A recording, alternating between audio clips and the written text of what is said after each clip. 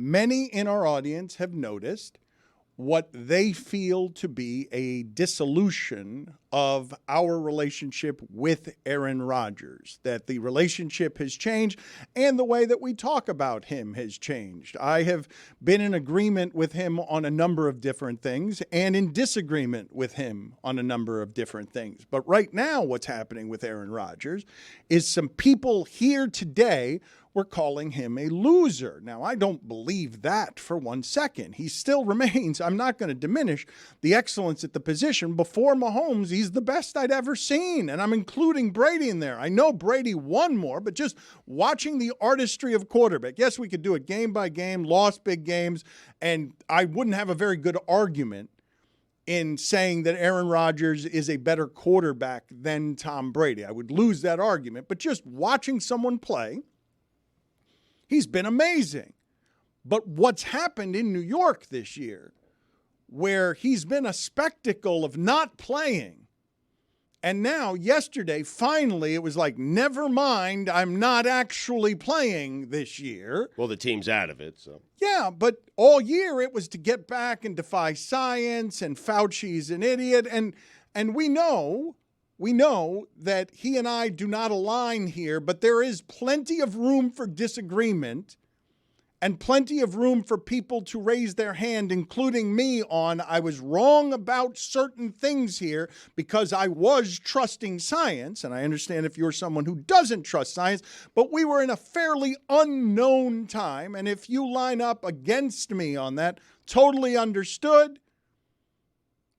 But my general relationship to what it is Aaron Rodgers is doing is not poisoned by Aaron Rodgers doing some things differently than I expected as he headed into midlife as an adult and into end of life as a quarterback and a quarterback career. My assessment of him, case to case on things that happened, isn't poisoned by the last 2 or 3 years of him behaving differently or having different opinions than me. Like, I'm not arriving at everything Aaron Rodgers related and saying anything in the realm of loser. Like, I don't know how it is that you guys are ending up there. How did you end up at loser? Because he's acting like a big loser, Dan. Good point.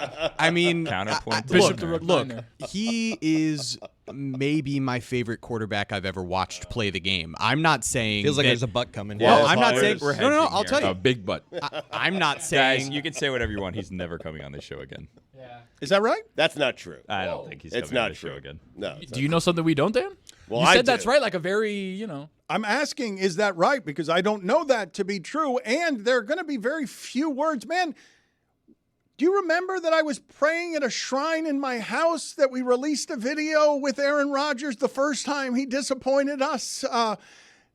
I don't believe that my relationship with Aaron Rodgers is ruined, but it wasn't much of a relationship. It was just an on-air relationship. I can tell you, as the person who communicates with Rodgers' team and the Jets media relations staff, that Rodgers has no beef with you.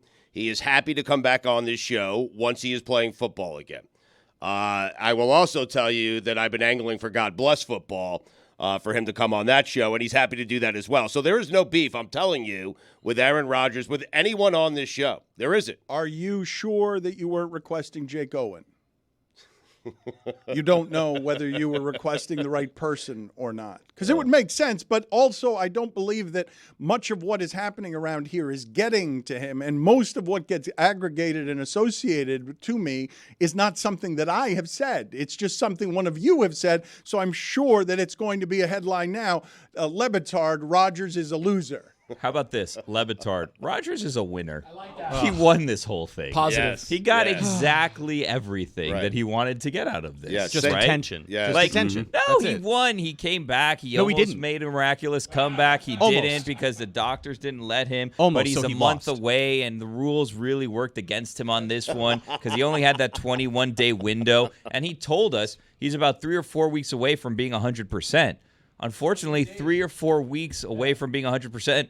falls outside of the 21-day window. So, like, it's not his fault. If anything, you could say he was a great teammate over this period of time. He was there on the sidelines. A lot of times when people are there doing rehab, you don't see them forever. He's there with headsets on. People have said time after time he's a bad teammate. He doesn't want to mentor Jordan Love. He doesn't want to do this. He doesn't want to do that. I mean, he seemed to take Zach Wilson under his wing. Yep. He was there every game trying to be supportive. You could see him rolling his eyes in disgust, but he never threw a hissy fit. He never really said much of anything after some of these games. He'd just appear every Tuesday on Pat McAfee, and he'd, say whatever he'd say there. And then he'd just come back and be a good teammate. We heard from Rich Cimini. He looked great last week. He jumped up, made a one-handed interception. I mean, I don't see how you can look at any of this and think that Aaron Rodgers lost in any way. He got hurt. He played 4 snaps of a season, but we've been talking about him the entire time. If anything, it sounds like he's going to come back stronger than he ever has been before. Everybody's praising how he's fixed science in a way. Like, he has a whole different way of recovering from injuries. We thought that it was going to be a year or so to recover from this injury. Aaron showed us that it could be, a couple of months plus a 21-day window plus 3 weeks after that. So, like, if anything, I don't see how you could say he was the big winner here. This is how you get a guest, Dan. I taught him well. So proud of you. Just compromise all your principles. Say whatever needs to be said at a microphone. So You that said you that, can not make the me. request. Le Batard, all of the things I just said. Le Batard, you could have sent it. That sentence should have ended earlier. By surrounding myself with you guys, it's just Le Batard, : I just can't really take seriously who this guy has been throughout this season. Not as a football player. Hold on. You can't take someone else seriously. Buddy the elf can't take this seriously. Dressed as an elf. I am dressed as an elf. It's not my fault. Right. I don't have a name or a face. I have to be somebody else. Look, I want to hear you out on this. Just make it short. the part that's Can you?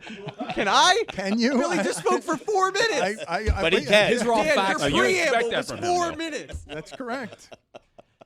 It is my show. Like, I mean, The part of this that is frustrating is not that he is a bad teammate, is not that he's bad at football. It's that he spent this entire year, as he has for years now, lying right to our faces about the status of his health.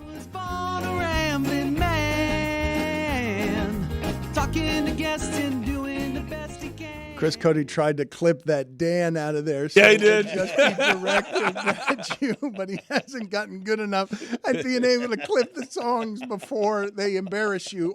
Go ahead and finish your point, Jeremy. What is? Are you the only one? Does anyone here agree with you on this? Doesn't seem like it. Absolutely not. The frustration that I have just comes from, look, you have a major platform in so many different ways. He lied to us about his vaccination status when it first came up and then said, well, I'm doing things differently. Yes, he lied. Like, we have to stop with questioning that. He lied right to our faces when asked directly about the status. Misled you.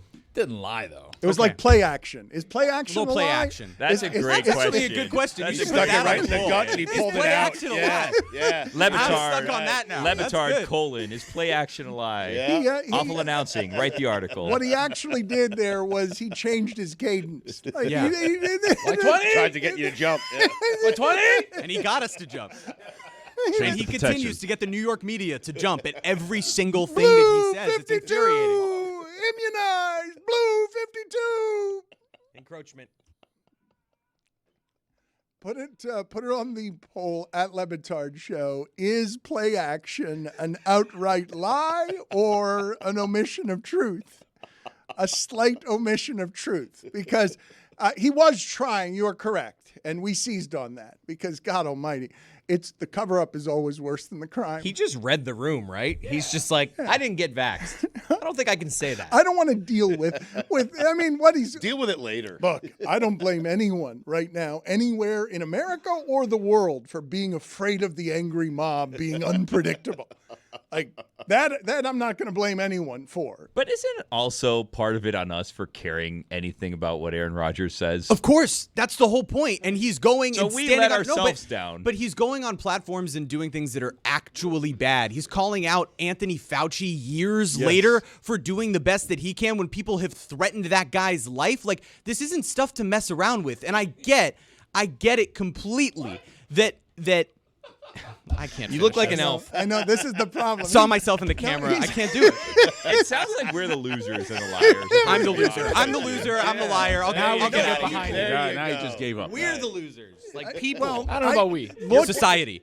look at Jeremy right now. The idea of Jeremy getting the high ground morally as he calls an MVP of football a loser while dressed as an elf. It's football, man. Who cares? You're taking it way too A seriously. nameless elf. The GoFundMe is going really well. You're guys. getting lots some money. of donations This for me is to get the touche ridiculous. tache. Dozens of What dollars. does it cost to change your identity? You should do it for the show. Change your name. What are we going to change it to? Jeremy Touche. There we go. Thank you, Billy, for throwing us to the end of a segment with just total So close. dead fish